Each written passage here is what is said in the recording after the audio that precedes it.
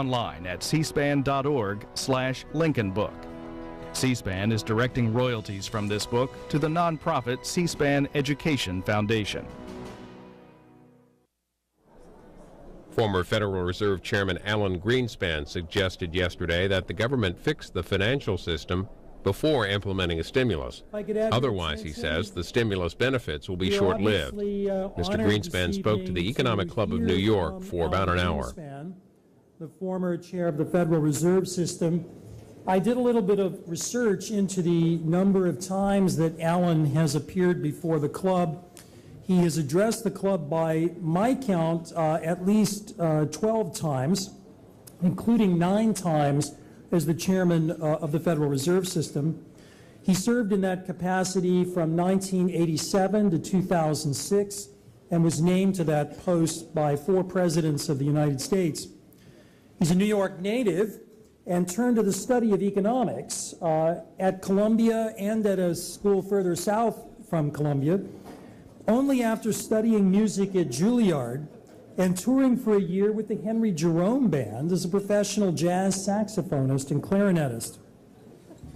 He founded and long-headed a blue-ribbon New York economic consulting firm, Townsend Greenspan, served on a number of very major corporate boards, chaired the Council of Economic Advisors under President Ford, and headed the landmark early 1980s National Commission on Social Security Reform, and now heads Greenspan Associates. Now, we economists thought at least we understood what he was talking about when he would speak about the federal funds rate.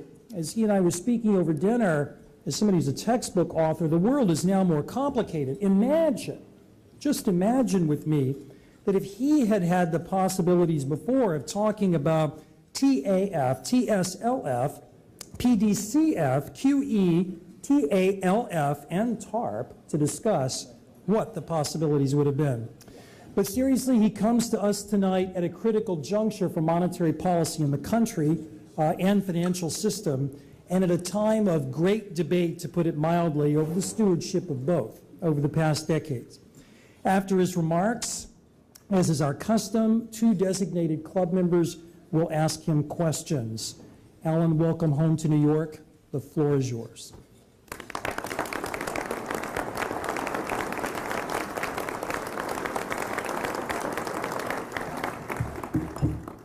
Thank you, Mr. Chairman.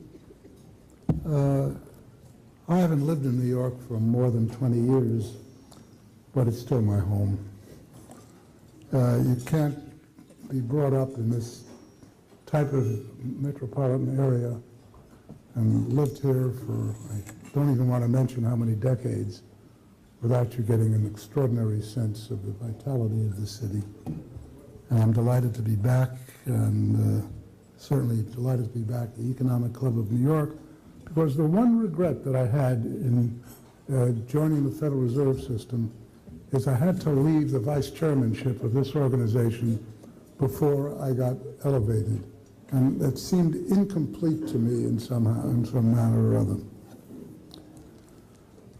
These are truly perilous times, but history tells us they will pass. This evening I should like to trace a likely future path out of what surely will be the longest and deepest global economic contraction since the 1930s. The disclosure in August 2007 that highly leveraged financial institutions were holding significant quantities of defaulting, securitized American subprime mortgages shocked markets and precipitated what became a global solvency crisis. For the year following, weakened banks struggled to respond to investor demands for larger capital cushions. But in the end, bank efforts to fortify their balance sheets fell short, and in the wake of the Lehman Brothers default in September 2008, the financial system at the heart of our global economy seized up. Banks, fearful of their own solvency, all but stopped lending. Issuance of corporate bonds, commercial paper, and a wide variety of other financial products largely ceased.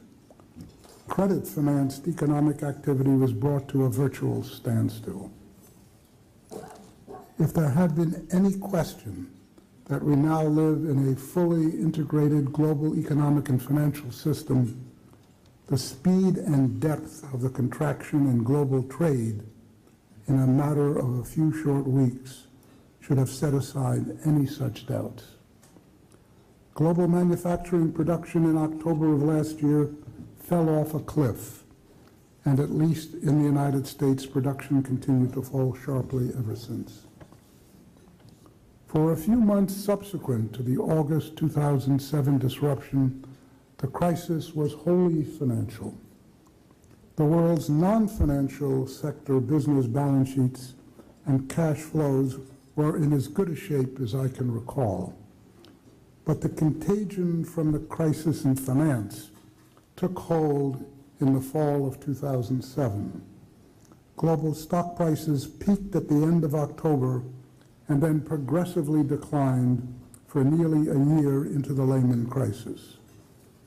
Global losses in publicly traded corporate equities up to that point totaled $16 trillion, but losses more than doubled in the 10 weeks following the Lehman default, bringing cumulative global losses to almost $35 trillion, a decline of more than 50%, and an effective doubling of the degree of corporate leverage. Added to that are trillions of dollars of losses of equity in homes, 4 trillion of which are in the United States alone, and losses of non-listed corporate and unincorporated businesses that could readily bring the aggregate equity loss to well over $40 trillion, a staggering 2/3 of last year's global GDP. This combined loss has been critically important in the disabling of global finance because equity capital serves as the support for all corporate and mortgage debt and their derivatives. These assets are the collateral that powers global intermediation, the process that directs the nation's savings into physical productive investment. I find it useful to think of the world economy's equity capital in the context of the global consolidated balance sheet. All debt and derivatives cancel out, leaving intellectual and physical assets at market value on the left-hand side of the balance sheet, and the market value of equity on the right-hand side.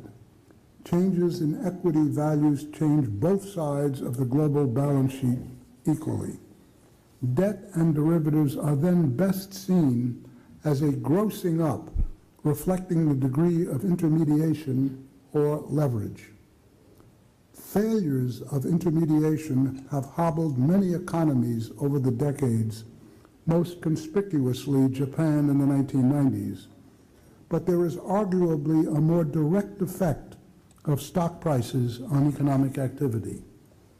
We tend to think of fluctuations in stock prices in terms of paper profits and losses, somehow not connected to the real world. But the evaporation of the value of those paper claims can have a profoundly deflationary impact on global economic activity. The household wealth effect on personal consumption expenditures has been extensively documented. But stock prices have a significant impact on private capital investment as well. In a paper I published in 1959, I related the American ratio of the market value of existing corporate assets, that is stock prices, to the replacement value of those assets. It correlated quite well with machinery orders going back to the 1920s. I recently updated the analysis and was amazed at how well this simple relationship still works, even tracing the recent sharp fluctuations in real private capital investment. Since 1991, for example, with an R-square of 0.94, a 10% change in stock prices has been associated with a 3% change in real capital expenditures in the same direction. Such analyses suggest that much of the recent decline in global economic activity can be associated directly and indirectly with declining equity values. Of course, it is not simple to disentangle the complex sequence of cause and effect between change in the market value of assets and economic activity. If stock prices were wholly reflective of changes in economic variables, movements in asset prices could be modeled as endogenous and given little attention, but they are not. A significant part of stock price dynamics is driven by the innate human propensity to intermittently swing between euphoria and fear, which, while heavily influenced by real economic events, nonetheless has a partial life of its own. And in my experience, such episodes are often not mere forecasts of future business activity, but are an important cause of that activity. Stock prices are governed through most of the business cycle by profit expectations and economic activity. They appear to be increasingly independent of that activity at turning points.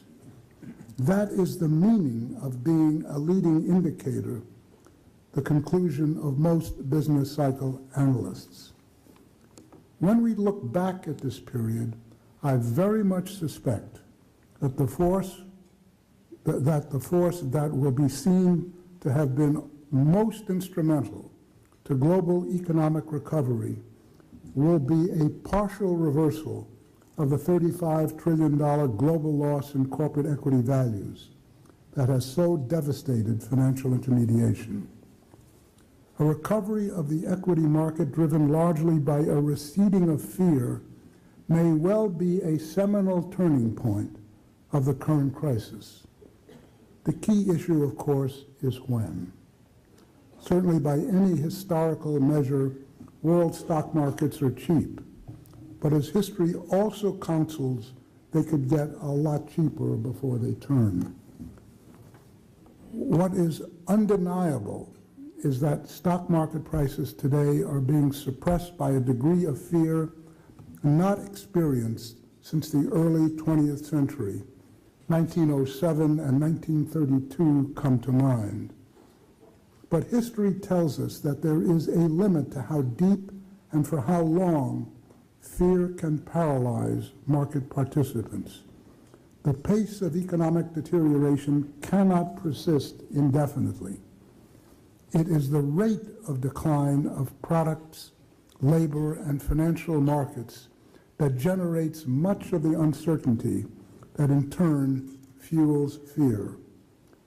To an employed person, it is the layoff rate more than the level of unemployment that fosters job insecurity and all the economic responses that go with it.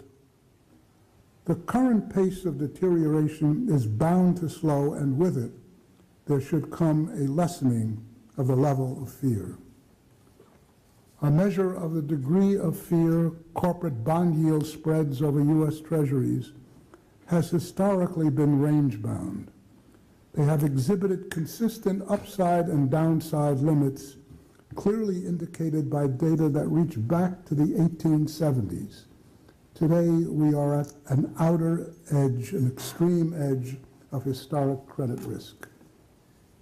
Since the onset of the crisis in August 2007, the yield spreads on corporate investment-grade debt over U.S. Treasuries have moved inversely to equity prices. The correlation coefficient between the two has been an almost perfect 0.98. Insolvency fears have clearly been driving the market values of stocks as well as debt products. U.S. policy actions that have in effect substituted dollar sovereign credits for private credits have already eased much of the post-Lehman credit squeeze, especially for commercial paper and some high-grade corporate bond issuance. The U.S. Treasury's Troubled Asset Relief Program has been partially successful in recapitalizing banks. Nevertheless, the TARP still has work to do because investors, both depositors and holders of bank debt, apparently now seek a significantly larger capital cushion in banks than they did prior to the current crisis. Assuaging investor concerns apparently will require not only capital infusion to replenish an estimated hundreds of billions of dollars of unrecorded losses, but an additional buffer that would add a needed several percentage points to the capital asset ratio. Moreover, until risk-taking investors freely fund banks, loan officers will remain chary of granting new loans.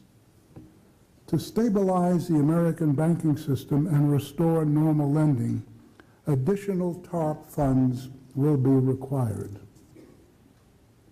Risk spreads have narrowed since the TARP injected significant equity into U.S. banks. However, the 3-month LIBOR overnight index swap spread, another useful measure of market fear of bank insolvency, at 100 basis points remains many multiples above the pre-crisis level of 10 basis points. It is very difficult to judge when, not if, market perceptions of risk will abate sufficiently to encourage greater participation by private lenders in the financial intermediation process. In the interim, the substitution of sovereign for private credit is containing some of the severest consequences of the crisis. As I've noted in the past year, a necessary condition for an end to the financial crisis is a stabilization of the prices of American homes. That will stabilize the value of equity in homes financed with now toxic mortgages and add important clarity to the value of the mortgage-backed securities, many troubled, that infest the balance sheets of financial intermediaries worldwide. More importantly, they will add clarity to the value of bank capital as well. Unfortunately, the prospect of stable home prices remains many months in the future. Until liquidation of the excess inventory of vacant single-family homes proceeds in earnest, the level at which those prices will stabilize remains problematic. Many forecasters project a decline in home prices of 10% or more from current levels. Going forward, I am confident that a combination of an eventual stabilization of home prices and a repair of our global financial system will restore lending and, with the help of rising equity values, lead to economic recovery in the United States and the rest of the world. I hope it is sooner rather than later, but I do not see how we can know. Global output is still in free fall as the world economy endeavors to rid itself of a large unplanned accumulation of inventories of a vast array of products, not just residential housing. The consequence of the abrupt collapse in aggregate final demand last fall. Working off these inventories will take many more months. Clearly, the unprecedentedly large fiscal programs currently in train in the United States, China, and a growing number of other countries will be a major contributor to how economic forces play out. Much has been written on fiscal multipliers, the relative impact of government spending and tax cuts, and the income distribution impact of various alternative programs.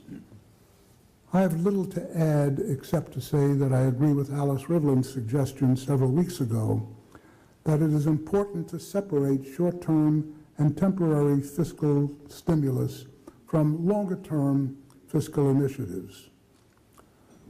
Moreover, given the Japanese experience of the 1990s, we need to assure that the repair of our financial system precedes the onset of major fiscal stimulus.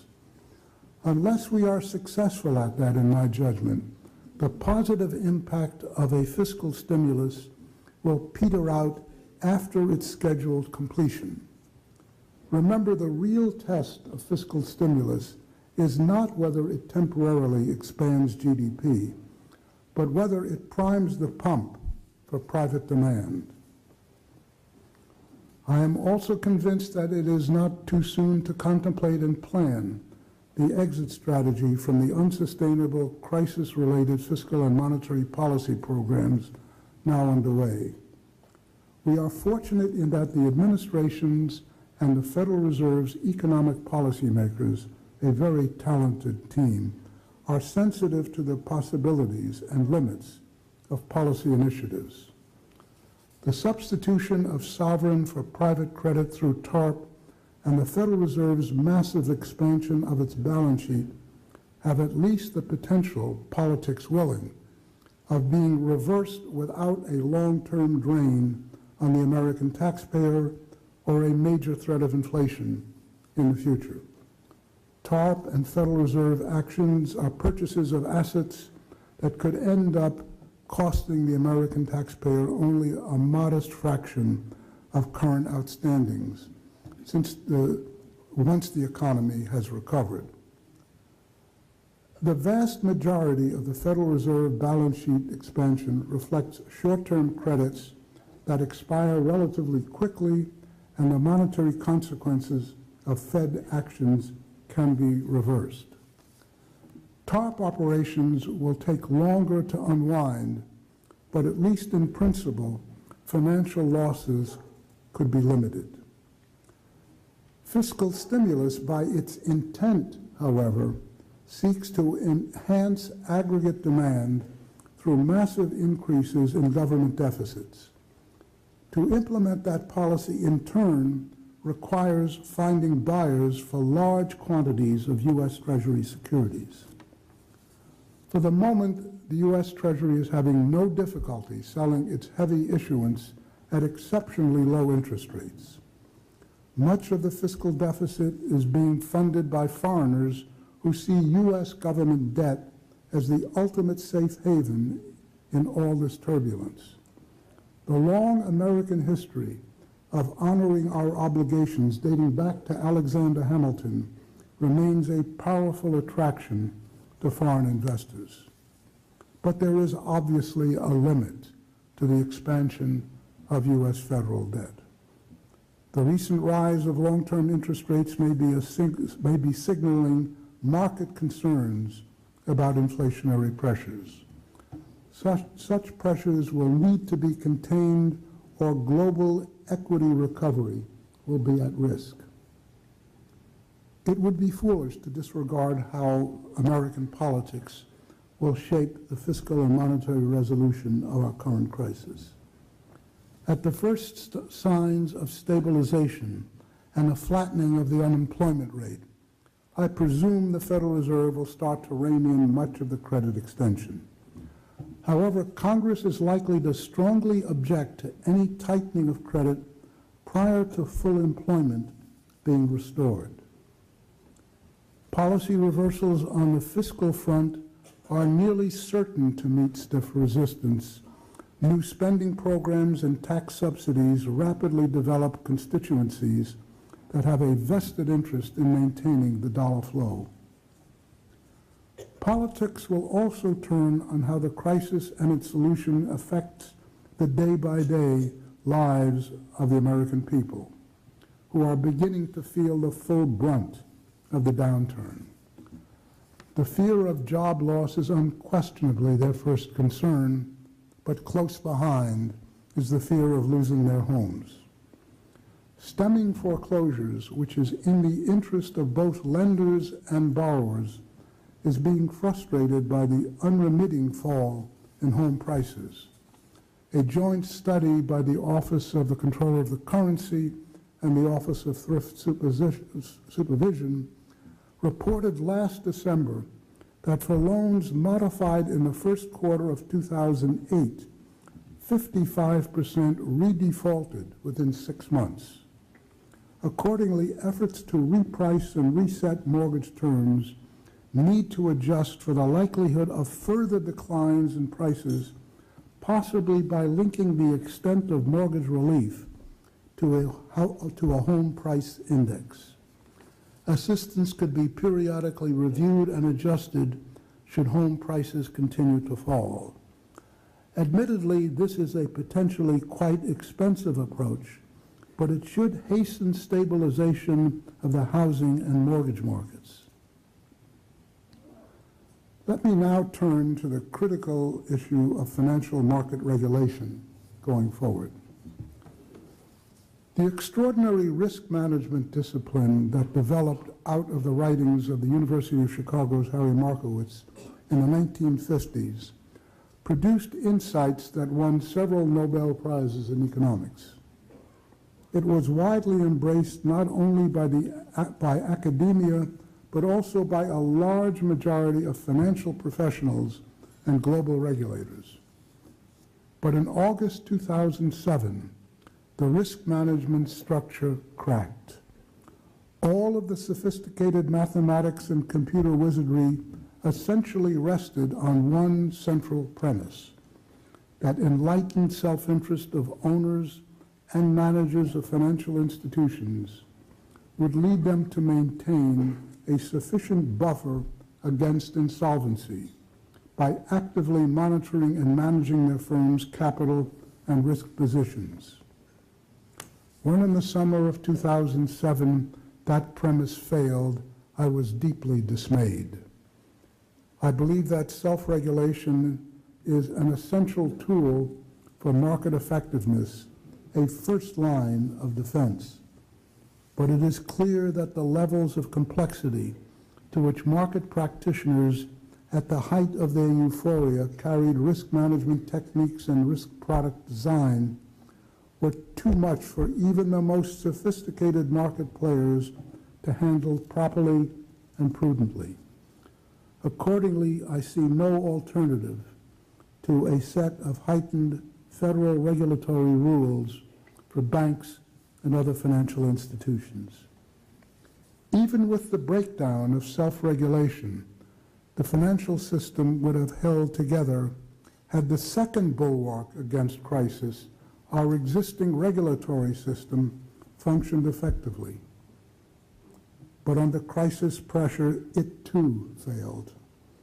Only a year earlier, the FDIC had noted that, quote, more than 99% of all insured institutions met or exceeded the requirements of the highest regulatory capital standards, close quote.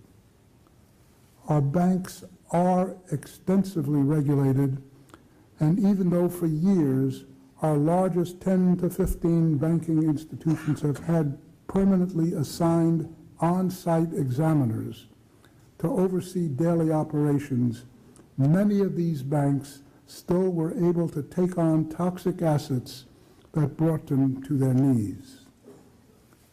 The heavily praised UK Financial Services Authority was unable to anticipate and prevent the bank run that threatened Northern Rock. The Basel Committee on Banking Supervision, representing regulatory authorities from the world's major financial systems, promulgated a set of capital rules that failed to foresee the need that arose in August 2007 for large capital buffers. The real lesson here appears to be that bank regulators cannot fully or accurately forecast whether, for example, subprime mortgages will turn toxic, or whether a particular tranche of a collateralized debt obligation will default, or even if the financial system will seize up. A large fraction of such difficult forecasts will invariably be proved wrong. What, in my experience, supervision and examination can do is set capital requirements and other rules that are preventive and do not require anticipating an uncertain future. Supervision can audit and enforce capital requirements. It can and has put limits or prohibitions on certain types of bank lending, for example, commercial real estate. But it is incumbent on promulgators of new regulations that the regs improve the ability of financial institutions to effectively direct the nation's savings into the most productive capital investments, that is, those that enhance living standards. Much regulation fails that test and is often costly and counterproductive. A new and particularly difficult set of regulatory challenges arises because of financial markets' recently proved conclusion that certain financial institutions have become too big to fail, a description that gives them a highly market-distorting special competitive advantage in the pricing of their debt and equities. In any event, we need not rush to reform. Private markets are imposing far greater restraint at the moment than would any of the current sets of new regulatory proposals. Since the collapse of Lehman Brothers in September, we have been exposed to the most rapid and unremitting set of gloomy statistics that I have ever seen. In recent days, however, some of the data have turned positive, or turned mixed is more exactly how I would characterize it. January retail sales in the United States, for example, surprised on the upside. However, I do not expect full economic stabilization and recovery until American home prices stop declining. Hopefully, in the interim, some of the darkest clouds on the forecast horizon will dissipate. Thank you very much. I look forward to your questions.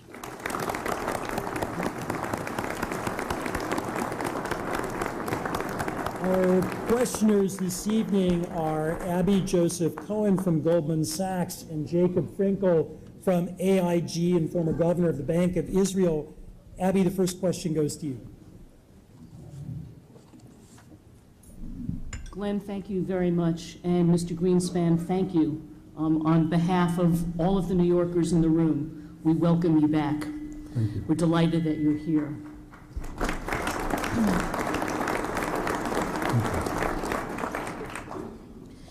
I'm very pleased that you spent so much time this evening talking about the regulatory situation. Clearly, this has been quite a subject, including that of the problems of fragmented regulation, the differences between different nations, and of course the regulatory competition that has developed.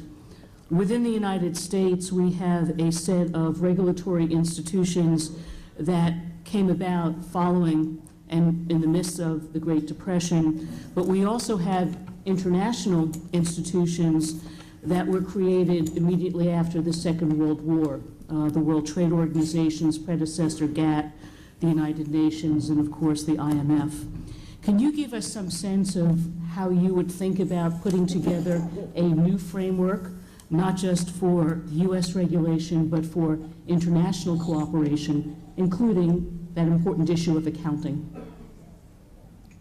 Well, first let's remember that for many years we essentially allowed the underlying market structure itself to regulate a very complex set of international relationships. I mean, we did have meetings of the G7 and the G20, and we went through a lot of discussions about the interaction that we all needed to engage in. But the truth of the matter is that we were observing a very powerful set of forces, which was the development over the years, especially in the last decade or so, of global integration and global finance. And the regulatory structure, especially internationally, was way behind the curve in the sense that it added very little to a complexity that worked largely because, as I mentioned before, the self-interest of the players, the participants in the marketplace, was such that it created a very strong amount of counterparty surveillance, which is ultimately the basic underlying force which regulation requires. I mean, I remember before I joined the Fed, I was a member of J.P. Morgan board for 10 years and had to be acutely aware of what the Morgan people knew about their counterparties to whom they loaned money. And it was awesomely detailed. When I left that particular position and went to the Federal Reserve, where we regulated these people, we knew very much less than did the Morgan people or indeed any of the other institutions. And it was very interesting for me to see the extent to which, when I arrived on the scene, the Federal Reserve Board and the Federal Reserve banks essentially viewed the issue of regulation requiring primarily counterparty surveillance as the first line of defense. And indeed, the system worked for a goodly long period of time until it cracked in August of 2007. I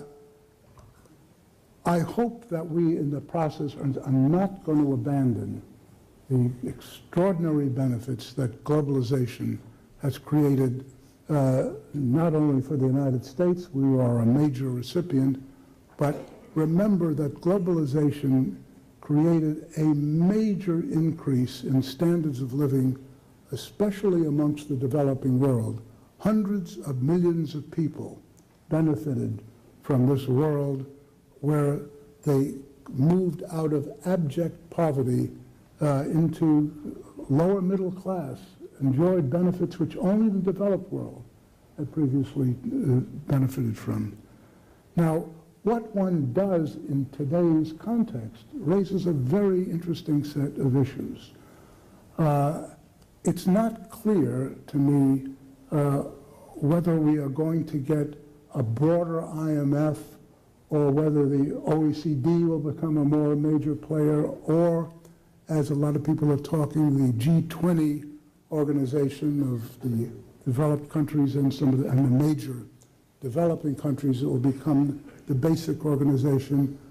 I don't think we have the capability of doing that. In other words, there is a general belief that somehow we can regulate very complex organizations, and we can't. What we've got to do is to try to make them more efficient, to put far more capital into these organizations.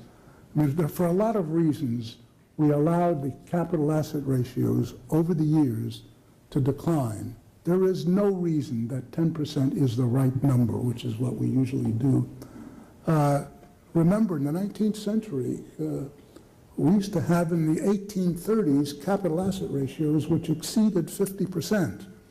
And they didn't get below 20% until the end of the century.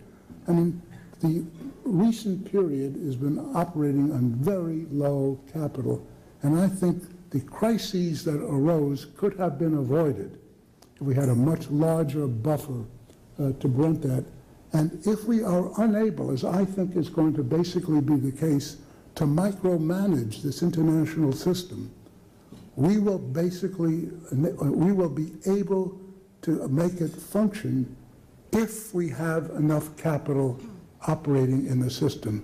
And here is where I have reluctantly, in recent, last year or so, concluded that unless there is a regulatory requirement for significantly higher capital than we were used to in the past, or as the quote I gave before about what the FDIC was saying in mid-2006, it strikes me that we're going to find that we're going to get more protectionism and a very significant amount of endeavor to pull back in domestically. And what the 1930s told us is that is fundamentally the wrong issue. So let me just say, basically, we shouldn't be relying on the standard procedures when, in fact, in my judgment, raising capital requirements will probably do as much as we need to do to make the system function. I say that with some trepidation because this is such a new world in which we are living. Definitive statements about how it's going to work out or what works and what doesn't work may well be premature. Jacob? Thank you. Let me join Abby in welcoming you again. And I will start with a question that you already touched on, but I still want to start with it since it's an easy one. I have a friend from the planet Mars. He is visiting us from time to time. I've met him once. I know. And in fact, he asked me to ask you that specific question. In the past, when he visited you, you took him around and showed him the most important part of your office, which is the balance sheet of the Fed. And with great pride, you showed him the high-quality assets there and the very limited range of clientele that have access to these assets. He went home to Mars and said, this is the place. When he came last time, somebody else took him to the very same office. And he said, this is my balance sheet. He said, can't be. The lower is the quality of the asset, the more likely it had the chance to make it to the balance sheet and the range of clientele. So he asked me to ask you about what does it tell you, and you indicated it already, and you spoke a little about the exit strategy. But in a deeper way, do we have a new paradigm about the relationship between the Fed and the private sector? Will in the next visit that he will have in 5 years, will he see the same thing, or is it likely now that he will see higher probability events of this type? Jacob, I think that I would answer your friend by saying what we are currently going through is a once-in-a-century type of event. It will pass, and we'll go back to earlier versions of it.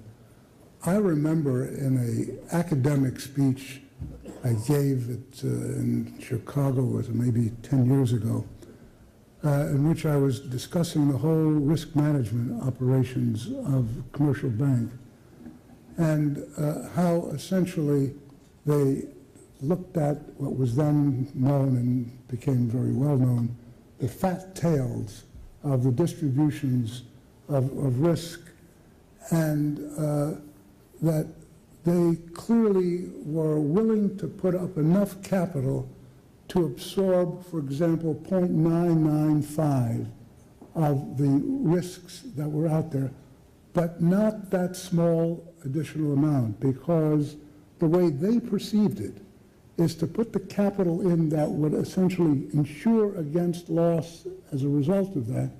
It would require to hold moribund capital on the balance sheet of the institution for 99 years.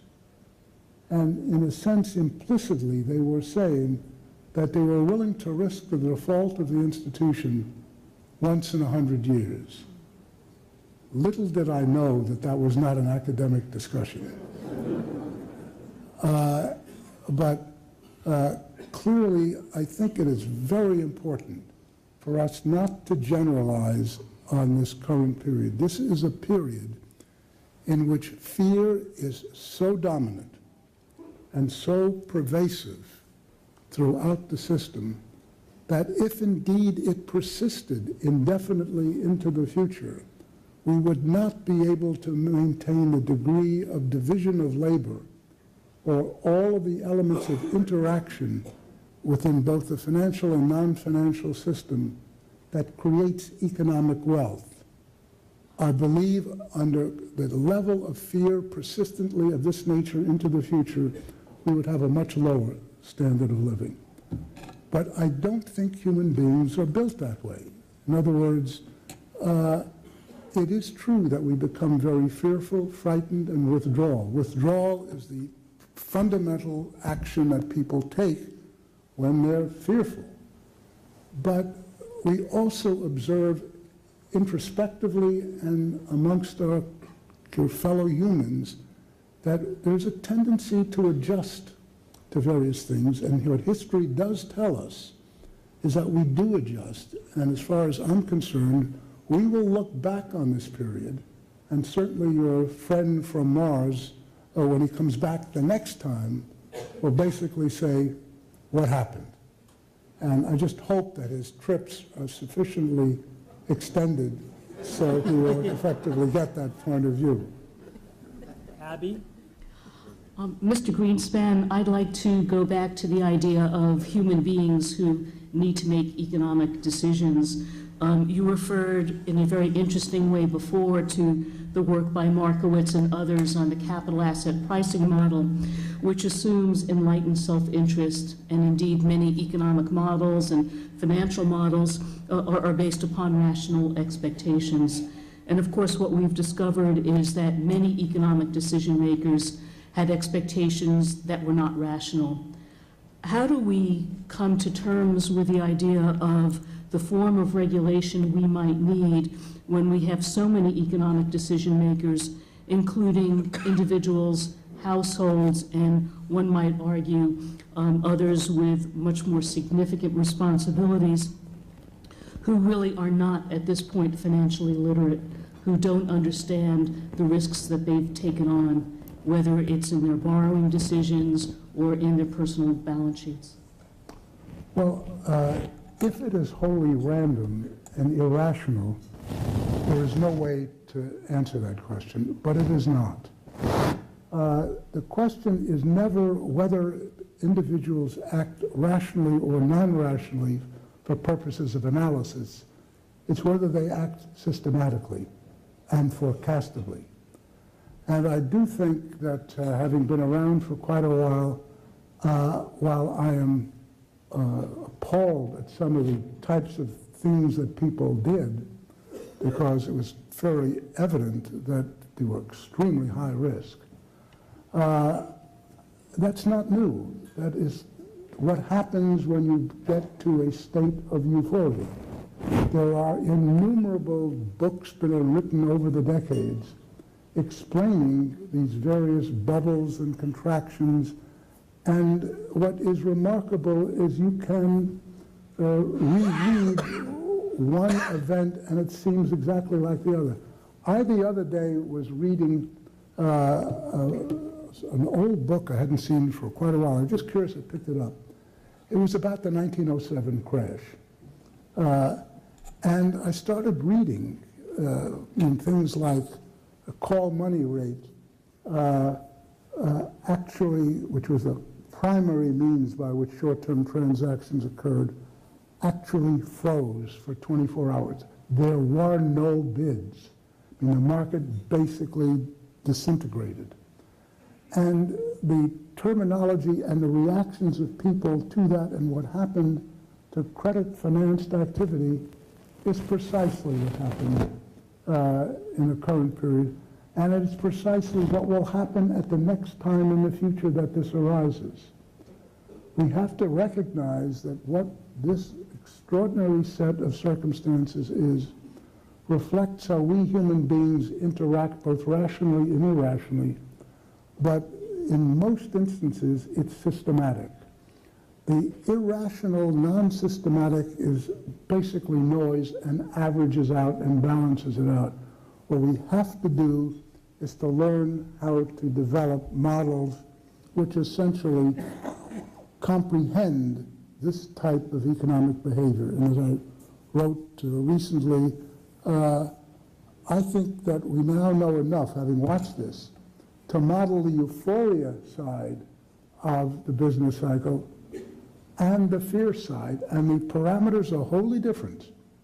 What we are missing is the third model, which tells us when we go from one to the other. And that is very important, because remember, by definition, a financial crisis is a discontinuity in the price of assets over a very short period of time. You tend to forget that we cannot forecast these types of crises, because if we could, we would arbitrage them away. Remember that the big potential cause of the current problem which we're going through was what? Our balance of payments deficit, which was going to create a crisis in the currency. It didn't happen. Why? Because everybody expected it to happen and sold the dollar, took positions with respect to various different types of assets, and therefore the potential imbalances that were going to rupture the economy never happened. What was utterly unexpected was that these AAA tranches in collateralized debt obligations, basically backed by subprime American mortgages, would turn out to be a misreading of what the potential values were. That came as a shock. Remember when PNP Paribas, which set this whole thing off, was utterly shocked by the fact that they thought they had AAA assets, and it turned out not to be the case. That set a whole change. What was important about that is it was utterly unexpected. The next crisis, which we will have, and we will have one, will be utterly unexpected.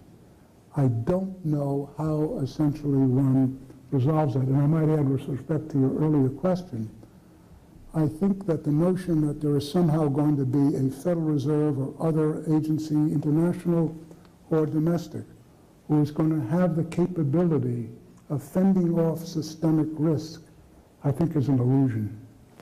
You cannot forecast those types of events. I've sat in on too many meetings in which the purpose was, what are the systemic possibilities in the marketplace? And it was, I wouldn't say that it was unthoughtful, but if you saw the transcripts of these meetings, none of them captured what subsequently is going to happen. And the reason is, it is in the nature of market breakdowns that they are, of necessity, by definition, unanticipated.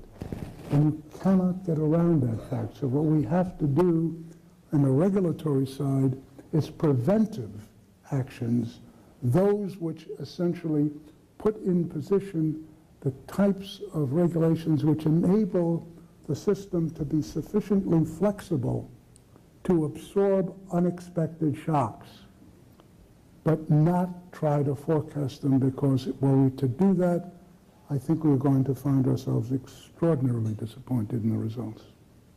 Jacob, the last question is yours. Thank you. Since this is the last question, it will probably be maybe a little bit tougher, but by the same token provide some room for reflection. With the benefit of hindsight, whatever happened seems to have been inevitable.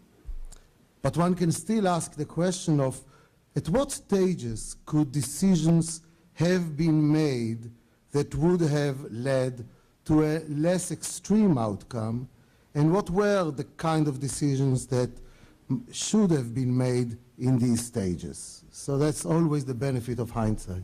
Well, it's a very important question, because what one tries to do is convert hindsight into foresight. It's not easy, but you try. And sometimes we actually do succeed on occasion. The problem basically is the argument, an issue that there's been a big conflict, as you know, amongst economists on the issue as to whether or not one can control asset bubbles, which is what it's all about. Asset bubbles, as you know far better than I, require that that we've had a long period of tranquil, balanced economic growth, that inflation is low and real interest rates are low. I've always argued, only half facetiously, that the Federal Reserve could always have prevented any type of bubble arising by implementing very ineffective monetary policy, which was inflationary and and destructive. There are no bubbles in that type of environment. So one of the great ironies is the very act of succeeding in balancing the economy is you create periodically periods of euphoria, and once the period of euphoria is there, it goes too far and reverses. And the question is there a way to suppress that? I'm not sure. If somebody could find a way to do it, I would become a strong advocate of such a policy. There has never been, to my knowledge, any historical evidence that that has actually happened. It does happen with inside econometric models. You can demonstrate very easily that if you tighten monetary policy, the econometric model will definitely bring down the rate of asset pressures, depending on how your model is constructed. I've been very familiar with that, except that I had to live through the dot-com bubble boom. And what was clear to me is it didn't work that way. As we put pressure on interest rates, not for the purpose of suppressing the stock market, but in 1994, the Federal Reserve embarked upon a major increase in interest rates. We were aware that there was a nascent stock market boom emerging the year before, and we did stop the level of the Dow Jones Industrial Average cold for a year. The moment we completed our tightening, the market responded. It always struck me at the time that the reason that happened is we had hit the market very hard and the economy held up. It did not go down. It therefore meant that the equilibrium price of the Dow Jones Industrial Average was really higher than the market had expected, and so we embarked upon an ever-increasing increase. I think that it would be very desirable if we could find a way, from a policy point of view, either monetary or otherwise, to suppress asset bubbles. The trouble is, I know of no historic examples in which that has been done, and I'm quite skeptical that it will be done. But if somebody can find a way that makes it work, I will be the most avid supporter of that particular action. I wish those who think it's possible well. Thank you very much. Please join me in thanking Chairman Greenspan and Rabbi and Jacob for the questions. I thank you all very much for coming to this 402nd meeting. We will reconvene later in March. Thank you again, Chairman Greenspan.